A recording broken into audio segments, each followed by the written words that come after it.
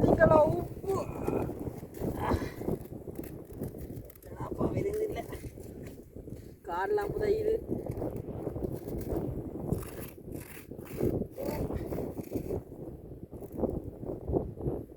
உப்பு ஒரு நாள் வருவோம், மழை வந்தால் கரைஞ்சி ஓடும்.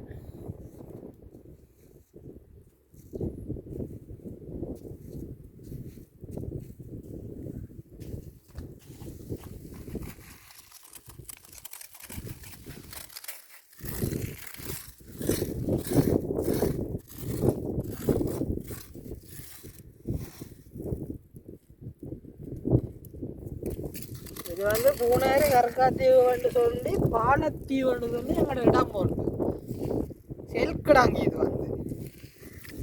இது வந்து செல்கிடாங்குக்கான் இருக்கு.